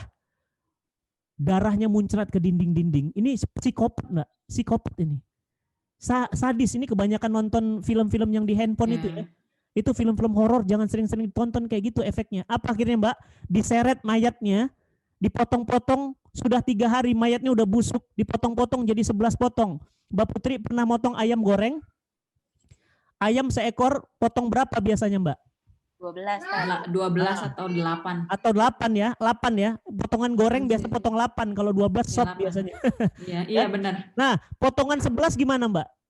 1, 2, 3, 4, 5, 6, 7, 8, 9. Mbak, ketangkep lagi ngapain? Lagi dalam keadaan berzina. Itu kan hatinya sakit. Kenapa hatinya sakit? Itu tadi. Duit nggak pernah cukup, nggak ada syukurnya. Akhirnya apa? Ya sudah, lakukan semua hal. Coba ya, ini orang lagi COVID loh. Kemarin ketangkap lagi. 2 mucikari ketangkap. Ketangkap lagi, selebgram ketangkap. Ada video artis mirip. Tet. Ya. Kenapa itu coba? Itu tuh orang nantangin azab Allah. Udah dikasih COVID, Mbak. Ini kalau nggak COVID, ini ngapain Hijabers Community adain kayak gini kajian? Mendingan kita offline aja. Biasanya di masjid apa? Masjid Cut Mutia. Kadang-kadang kita ke masjid mana lagi? Biasanya di masjid TC. Tapi kenapa kita begini? Ya ada COVID. Masa udah dikasih COVID nggak juga ngerti? Hatinya Ustadz mungkin ya udah. Nah itu makanya saya bilang tadi, itu hati yang sudah mati. Ngeri loh Mbak. Kalau hati sudah mati itu rasanya udah nggak ada takutnya sama Allah.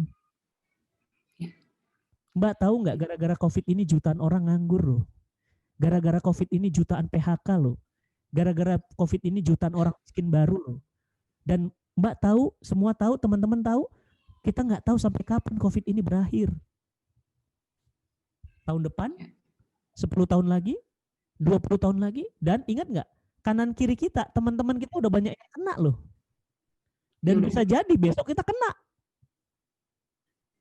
Oleh karena itu, udah dikasih begitu, udahlah gitu. Kok nggak kapok-kapok ya? Saya bingung gitu. Ya. Maaf ya.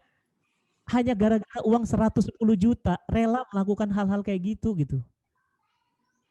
Nggak main-main loh. 2 perempuan 1 laki-laki, itu kan aibnya Masya Allah. Itu dibuka di depan media, masuk TV loh.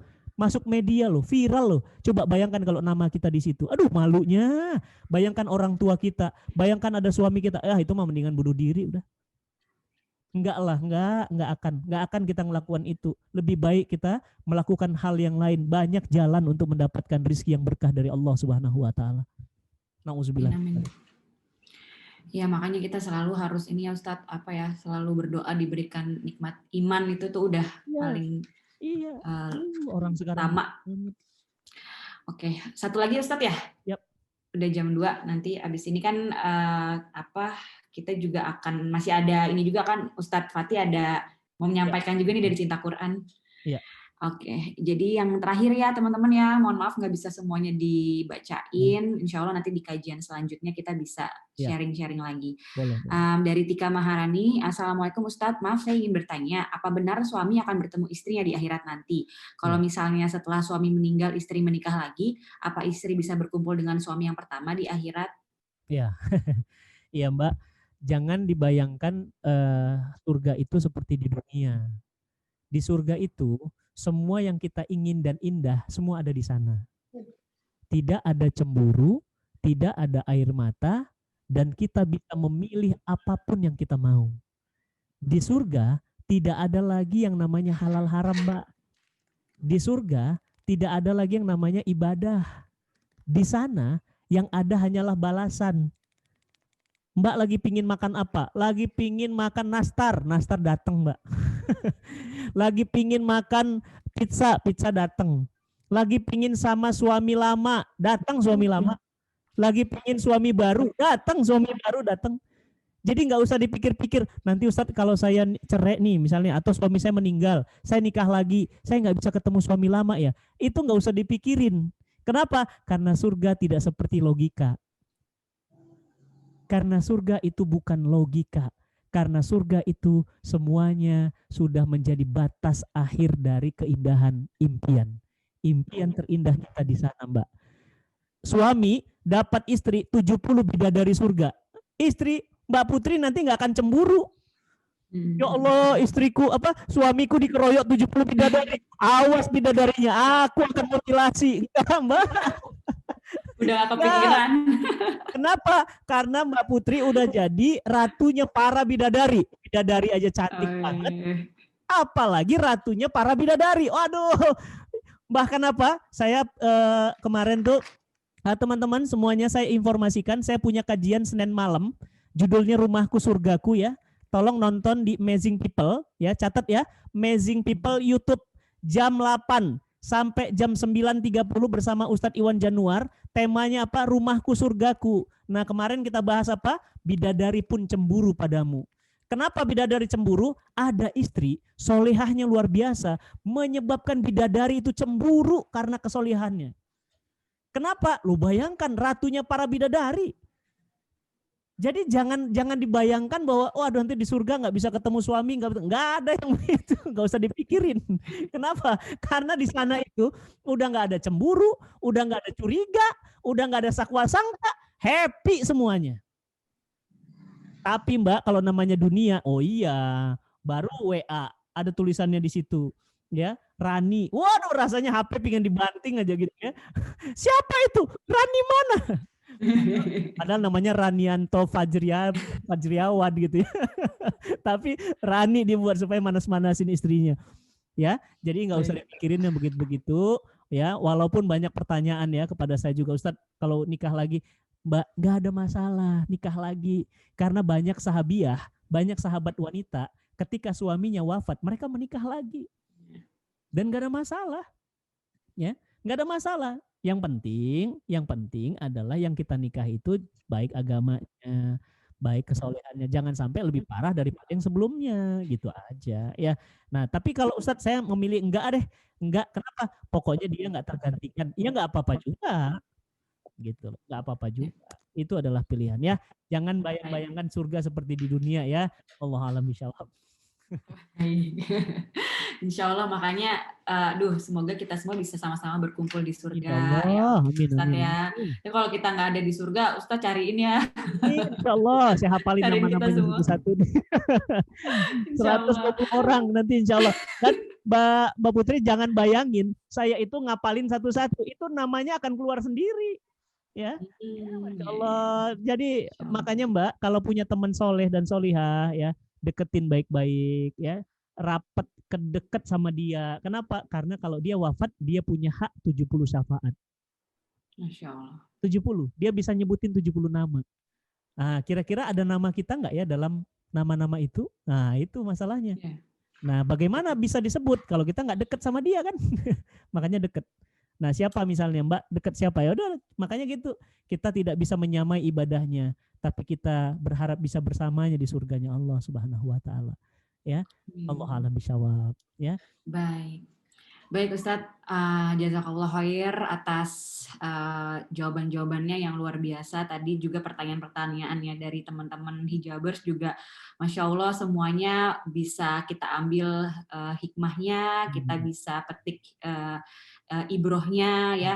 Semoga teman-teman dan Ustadz Fatih juga di sini kita bisa bersama-sama terus meningkatkan ketakwaan kita ya Ustadz ya. Amin, amin ya rabbal alamin, insyaallah. Ya, nah sebelumnya boleh kami persilakan Ustadz Fatih juga untuk menyampaikan sesuatu hal dari Cinta Quran sebelum nanti kami akan mengumumkan 4 penanya terbaik yang sudah kami pilih secara acak ya, secara acak dong, pertanyaan terbaik dipilihin sama Komite HC, gitu nanti kita akan kasih pengumumannya, cuman ini sekarang slotnya Ustadz Fatih dulu, silakan. Ya. Ada Kang Azam di sini? Ya Ustadz, hadir. Ya, baik teman-teman semuanya, para peserta dari Hijabers Community, saya ingin mengajak teman-teman semuanya berangkat umroh bareng di tahun 2021 dan gratis. gratis. Jangan-jangan Mbak Putri pemenangnya, ada Mbak Nisa pemenangnya, ada Mbak Rani pemenangnya. Ya, kenapa? Karena bukan 1, bukan 2, 12. Dan akan diumumkan di akhir bulan ini. Masya Allah ya. Nah, bagaimana dan apa?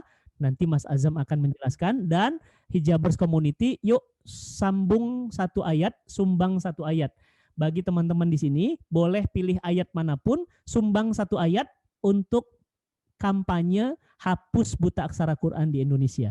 Seperti apa kampanyenya? Ayo kita sumbang, nanti Mas Azam akan menjelaskan. Demikian, wallahu a'lam bishawab. Assalamualaikum warahmatullahi wabarakatuh. Warahmatullahi wabarakatuh. Baik, bismillahirrahmanirrahim. Assalamualaikum warahmatullahi wabarakatuh.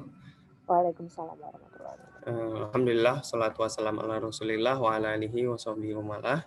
Terima kasih pada seluruh pengurus Hijabers Community. Terima kasih Mbak Putri, terima kasih juga Bu Triana. Mudah-mudahan sehat selalu dan mudah-mudahan dengan informasi ini menjadi banyak kebaikan yang bisa kita ambil untuk kita juga untuk orang-orang terdekat kita. Sebelumnya mohon izin kepada host untuk share video, share slide. Ya, baik.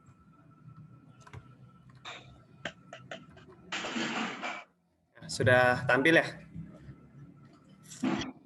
Oke, baik. Yang pertama terkait tentang info umroh tadi yang disampaikan oleh guru kita. Masya Allah, sekarang sudah bulan Desember dan sebentar lagi akan diumumkan. Ya, kami sedang mencari 12 orang yang beruntung untuk mendapatkan umroh gratis dari Cinta Quran. Nah, Masya Allah, mudah-mudahan di sini termasuk ya bagian dari orang-orang yang mendapatkan kesempatan ini. Ya, sebelumnya siapa di sini yang pengen untuk umroh? Ya, Mbak-mbak semuanya ya, pasti semuanya pengen ya. Nah, Masya Allah, mudah-mudahan Allah mudahkan niat baiknya, Allah ijabah doanya, Allah kasih jalan yang tidak disangka-sangka. Nah, termasuk ini nih, kita lengkapi niat baik kita, doa kita, juga termasuk ikhtiar kita nih. Salah satunya bisa melalui program umroh dari Cinta Quran. Nah, ini gratis ya Mbak semuanya. Gimana caranya? Silakan dikunjungi di link yang sudah tertera di layar. Ini boleh difoto, boleh di screenshot, atau juga langsung dikunjungi di s.id/umroh-cekif. Nah, Masya Allah udah langsung gitu ya Mbak Putri ya. Nah, ini silakan nih, boleh juga kalau ini nanti dihubungi nomor telepon yang telah tertera di layar Anda. Nah, ini mudah-mudahan nih bisa menjadi jalan untuk kita semua pergi ke Baitullah ya, doa langsung di sana, ibadah langsung di sana, Masya Allah. Mudah-mudahan bisa segera. Amin ya Rabbal Alamin. Nanti akan diumumkan di akhir Desember ya. Pantengin terus informasi-informasi dari Cinta Quran. Jangan-jangan Mbak semuanya yang di sini, karena 12 orang ya. Bisa 1, bisa 2, atau 5, bahkan 12. Mudah-mudahan ya. Amin ya Allah. Nah, itu yang pertama. Lalu yang kedua, kami sedang mengajak untuk sahabat semuanya, Mbak dari Majelis Hijabers Community, ini untuk berkontribusi dalam pengentasan buta aksara Quran. Nah, sebagai bentuk keprihatinan kita bahwa kondisi yang ada di sekeliling kita, di tengah-tengah kita, itu dinyatakan bahwa lebih dari setengah kaum muslimin di Indonesia itu tidak bisa baca Quran. Nah, Masya Allah. Padahal kalau saya tanya Mbak di sini, Al-Quran itu sesuatu yang penting atau sesuatu yang nggak penting, Mbak? Coba jawab, boleh jawab di chat. Nah, nih ya. Penting atau nggak penting? Penting ya? Masya Allah. Penting. Saking pentingnya, ya itulah yang bisa menjadikan kita mendapatkan keberkahan baik di dunia dan di akhirat. Ya, kalau kita ingat-ingat sesuatu yang penting, kayak misalnya handphone kita penting ya, Mbak semuanya ya. Gimana kalau handphonenya ketinggalan, resah nggak, Mbak? Resah ya? Nah, resah banget ya. Nah, kalau kita belum baca Al-Quran ya hari ini dan kita resah, nah insya Allah itu udah menjadi, Al-Quran itu udah menjadi sesuatu yang penting bagi kita. Ya, nah itu udah level selanjutnya adalah kalau Mbak semuanya, misal yang punya handphone itu Mbak doang sendirian, kira-kira jadi mudah atau malah sulit juga? Ya, bingung mau WhatsAppan sama siapa gitu kan, karena nggak ada yang punya handphone gitu kan selain Mbak. Nah, itu kan pasti bingung juga. Nah, sama Al-Qur'an ini juga ya, jangan jadikan Al-Qur'an ini hanya terbatas pada kita. Karena ternyata masih banyak orang-orang yang di sana dia nggak bisa baca Quran. Nah, maka kami mengajak seluruh dari jamaah Hijabers Community untuk sama-sama berbagi peran dalam menghapus buta aksara Quran di Indonesia. Karena bagaimanapun dengan Al-Quran lah yang bisa mengantarkan kita kepada ridhonya Allah Subhanahu wa Ta'ala. Mudah-mudahan kita dimudahkan ya untuk senantiasa bisa memberikan peran terbaik untuk Quran. Nah, bagaimana caranya?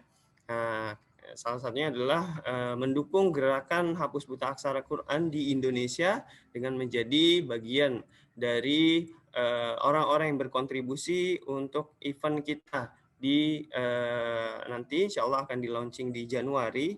Nah, ini adalah gerakan estafet Quran gitu. Jadi konsepnya gampang banget, setiap orang baca satu ayat saja untuk kemudian nanti disambung dengan teman-teman yang lainnya untuk nanti dari awal sampai khatam nanti insya Allah. Nah, di sini sudah ada yang ikut berkontribusi belum Mbak semuanya nih? Ada yang sudah berkontribusi? Udah, saya udah. Udah, 1 orang. Yang lain gimana nih? Ya, di sini ada berapa orang? 109 orang. Nah, insya Allah nih, jadi 100 ayat nih langsung ke booking semuanya nih. Atau di gelondongan juga boleh dipesan, misal dari Hijabers Community, mau ayat apa misal 100, anggotanya misal ada berapa, nah itu diborong ayat-ayat yang panjang, untuk kemudian 1 orang untuk baca 1 ayat. Nah ini mudah banget ya.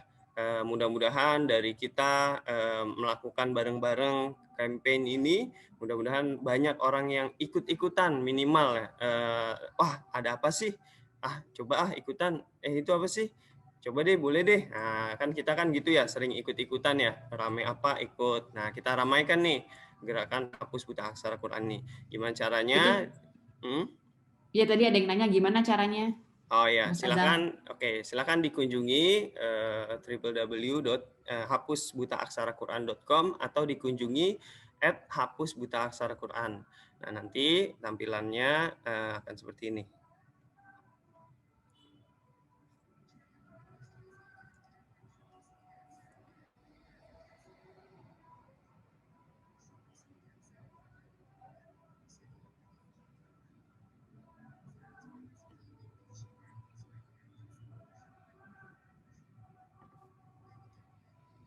Boleh minta dicantumkan linknya. Oh, linknya tadi ya, Mas Azam ya? Siap. Ini suaranya muncul ya? Nggak ada suaranya. Oh, sebentar.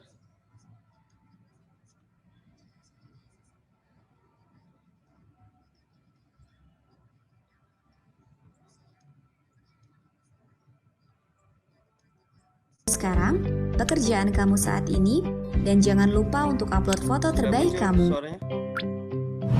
Cara berpartisipasi dalam gerakan hapus buta aksara Quran via aplikasi. Ketik www.hapusbutaaksaraquran.com melalui browser yang ada di handphone kamu. Saat sudah masuk ke landing page-nya, swipe ke atas sampai ke halaman paling bawah. Lalu tab bar bertuliskan bergabung sekarang. Tab bar sumbang ayat via aplikasi. Isi nama asli kamu pada kolom nama. Kemudian isi email pribadi kamu pada kolom email, juga jangan lupa isi kolom password dan konfirmasi password. Jika sudah diisi semua, tap di bar daftar. Lengkapi data diri kamu dimulai dari nama lengkap, usia, nomor handphone yang bisa kami hubungi, kota tempat tinggal kamu sekarang, pekerjaan kamu saat ini, dan jangan lupa untuk upload foto terbaik kamu. Jika sudah diisi semua, tap bar simpan perubahan. Pilih surat yang kamu inginkan beserta ayatnya. Pastikan ayat yang kamu pilih masih dalam keadaan unlock atau tidak terkunci ya. Setelah itu akan muncul konfirmasi.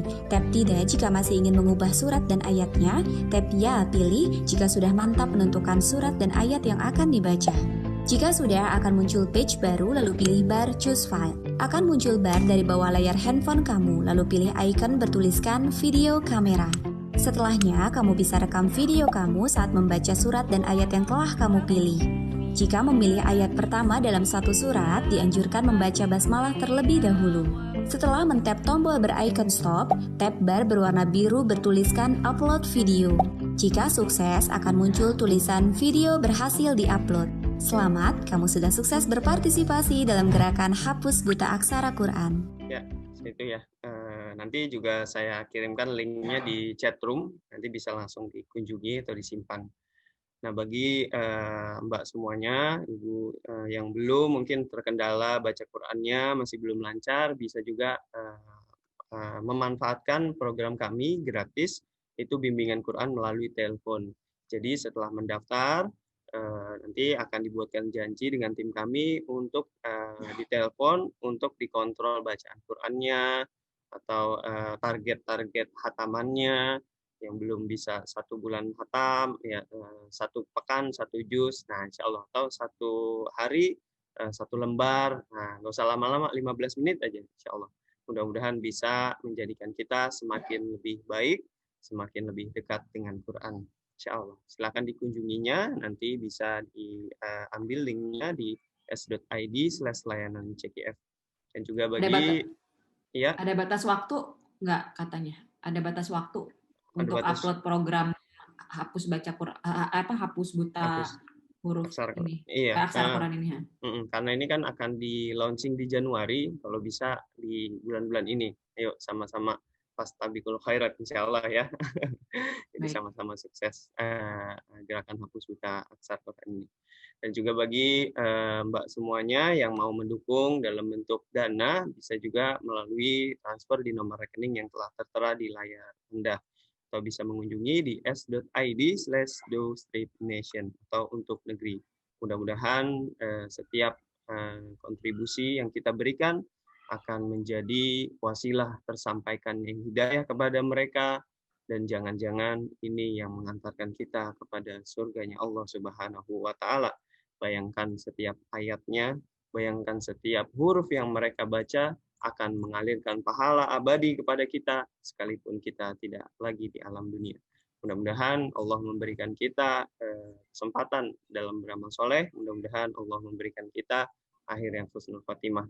Itu mungkin sedikit informasi, mudah-mudahan bermanfaat. Terima kasih kepada seluruh pengurus Hijabers Community, mudah-mudahan Allah memberikan banyak kebaikan untuk kita semuanya. Assalamualaikum warahmatullahi wabarakatuh. Waalaikumsalam warahmatullahi wabarakatuh. Mas Azam, terima kasih sekali. Nah, sebelum kita tutup kajiannya, Ustadz Fatih masih ada kan ya untuk mau memimpin doa penutup? Ya, tapi sebelumnya ini saya mau ngumumin dulu kepada 4 orang nih yang akan saya sebutkan ini sebagai penanya terbaik. Ini akan mendapatkan hampers dari Ria Miranda ya. Oke, yang pertama ini ada Sabrina. Ya, selamat ya. Terus yang kedua ada Wita. Yang ketiga ada Arida Nurjana. Dan yang keempat ada Anika Rustam. Yeay, selamat ya kepada keempat penanya terbaik pada sore hari ini. Langsung saja bisa tuh ya nama, alamat, sama nomor handphone ke chat Zoom di sini sebelum live nanti. Gitu. Oke, baik. Untuk itu, Ustadz Fatih, bolehkah diberikan sedikit kesimpulan atas kajian kita pada siang hari ini? Belum sore ya, masih siang ya. Dan juga tentunya doa penutup majelis. Iya. Baik. Cinta itu sehidup sesurga, berarti bukan hanya urusan di surga, di dunia ini harus sevisi memandang dunia adalah ladang ibadah. Suami, laki-laki, istri, perempuan, ayah, ibu, semua kita memandang dunia ini dengan pandangan yang sama.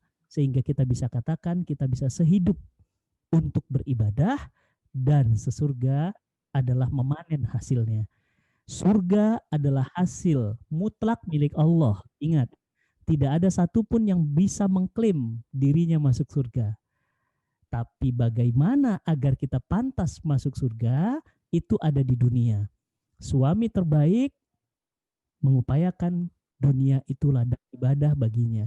Istri terbaik mengupayakan dunia itu baik baginya, sehingga suami, istri, anak semuanya itu menjadikan dunia adalah ladang amalnya. Dia akan rakus beribadah. Adapun sesurga itu adalah hadiah kepantasan dari Allah Subhanahu wa taala bagi mereka yang memang betul-betul ingin mengharapkan ridho dan pertolongan dari Allah Subhanahu wa taala. Teman-teman semuanya, mari kita berdoa, mohon kepada Allah Subhanahu wa taala semoga Allah memberikan kemudahan, semoga Allah memberikan kesabaran kita menjalani hidup di dunia yang penuh dengan ujian. Auzubillahi minasyaitonirrajim. Bismillahirrahmanirrahim. Alhamdulillahirabbil alamin. Wassalatu wassalamu ala asyrafil anbiya'i wal mursalin wa ala alihi wa sahbihi wasallam. Allahumma rabbana zalamna anfusana wa illam taghfir lana wa tarhamna lanakunanna minal khasirin. Ya Allah ya Rahman, ampunkan kezaliman kami, zolim kepada diri kami sendiri, kami zolim kepada orang tua kami zolim kepada anak-anak dan keturunan kami zolim kepada pasangan hidup kami. Ya Rabb, ampunkan dosa-dosa kami ya Allah. Kami tahu itu haram, tapi tetap kami kerjakan. Kami tahu itu wajib, tapi tetap kami tinggalkan. Ya Allah, lembutkan hati kami, bimbing langkah kami ya Allah. Jauhkan rumah tangga kami kelak dari kehancuran. Jauhkan rumah tangga kami kelak dari fitnah, wabah, dan musibah. Ya Allah, berikan kekuatan, berikan kesabaran menghadapi ujian dunia. Allah. Ya Rabb, hidup kami terasa ringan jika bersamamu ya Allah. Tolong kami ya Allah. Turunkan pertolonganmu untuk kami ya Allah. Ya Allah, bagi saudara-saudara kami yang diputus pencariannya, berikan pekerjaan yang lebih baik ya Allah. Bagi saudara-saudari kami ya Allah yang belum Engkau berikan pasangan hidupnya, mudahkan urusannya ya Allah. Ya Rabb, berikan pasangan terbaik yang Engkau ridhoi ya Allah. Bagi saudari-saudari kami ya Allah belum memiliki keturunan ya Allah, anugerahkan segera ya Allah keturunan yang banyak dan keturunan yang soleh dan solehah. Ya Allah, bukakan pintu-pintu ya Allah. Kemana lagi kami meminta? Kepada lagi siapa kami memohon ya Allah kecuali hanya kepadamu ya Allah. Ya Rabb, ampunkan dosa-dosa kami. Mudahkan urusan kedua orang tua. Ampunkan dosa-dosa kedua orang tua kami ya Allah. Terima seluruh amal ibadah mereka ya Allah. Ya Rabb, wafatkan kami sedang dalam membaca Al-Quran. Wafatkan kami sedang sholat malam. Wafatkan kami sedang sujud. Wafatkan kami sedang menghantarkan zakat dan sedekah kami. Ya Allah, wafatkan kami sedang berdoa kepadamu ya Allah. Jangan Engkau wafatkan kami sedang maksiat kepadamu ya Allah. Allahumma Rabbana ya Allah, kasihani kami. Kasihani penduduk negeri ini ya Allah. Kasihani penduduk seluruh negara-negara yang ada ya Allah. Angkatlah wabah COVID ini ya Allah. Tidak ada yang mampu mengangkat wabah COVID ini kecuali Engkau ya Allah. Ya Rabb, berikan kami pertolongan. Berikanlah kami kekuatan dan kesabaran. Rabbana atina fid dunya hasanah wa fil akhirati hasanah wa qina azabannar wa qina azabannar wa qina azabannar birahmatika ya arhamar rahimin. Subhana rabbika rabbil izzati amma yasifun wa salamun alal mursalin walhamdulillahi rabbil alamin. Assalamualaikum warahmatullahi wabarakatuh. Waalaikumsalam warahmatullahi wabarakatuh. Sekali lagi jazakallah khairan Ustaz Fatih Karim atas waktunya, dan juga terima kasih atas kehadiran semua teman-teman yang sudah meluangkan waktunya pada hari Sabtu ini mengkaji ilmu. Semoga bermanfaat, dan tentunya saya selaku moderator dan mewakili panitia HC mengucapkan mohon maaf jika ada salah kata atau kalimat yang kurang berkenan. Jika ada kebenaran datangnya dari Allah Subhanahu wa taala, dan jika ada salah datangnya dari diri kami sendiri. Kurang lebihnya mohon maaf. Wabillahi taufik wal hidayah. Wassalamualaikum warahmatullahi wabarakatuh.